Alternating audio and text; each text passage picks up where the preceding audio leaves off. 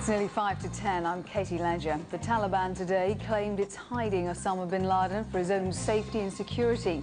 The United States want the key suspect behind the terrorist attacks on New York, Washington and Pennsylvania dead or alive. Here, the Prime Minister says he's seen incontrovertible evidence of Osama bin Laden's link to the American terror attacks.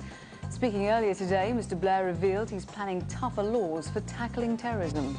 We've got to speed up the laws on extradition. We've got to make sure that our asylum process is not abused by terrorists and by others who are coming in here for purposes nothing to do with asylum.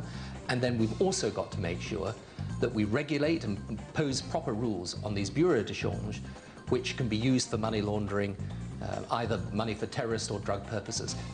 Aid from relief agencies has crossed the border into Afghanistan for the first time this weekend since the attacks on New York and Washington. But Oxfam is warning that much more is needed to meet the growing humanitarian need before winter sets in. Prince Edward is tonight in crisis talks over the future of his television company as the row over filming Prince William at St Andrews University continues. Ardent Productions filmed at the site without permission, breaching media guidelines to protect the student prince. I think what we're still waiting on, though, is an apology from Prince Edward himself.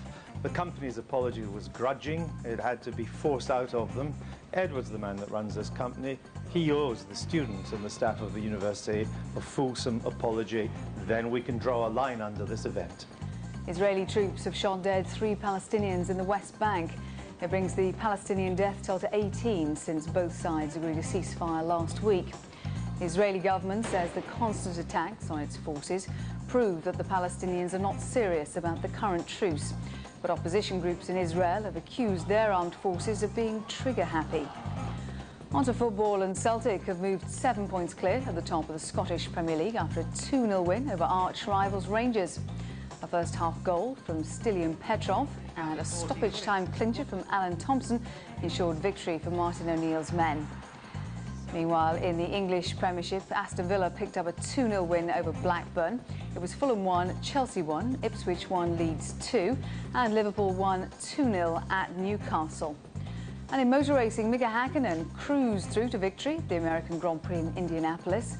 The 33-year-old Flying Finn crossed the finish line 11 seconds before Michael Schumacher, and Scott Daly Coulthard snatched third place. Tomorrow's weather situation now. Blustery showers across most of the country with some sunny spells further to the east. Top temperature of around 19 degrees. That's it. I'm back with more news at 11:15. See you then.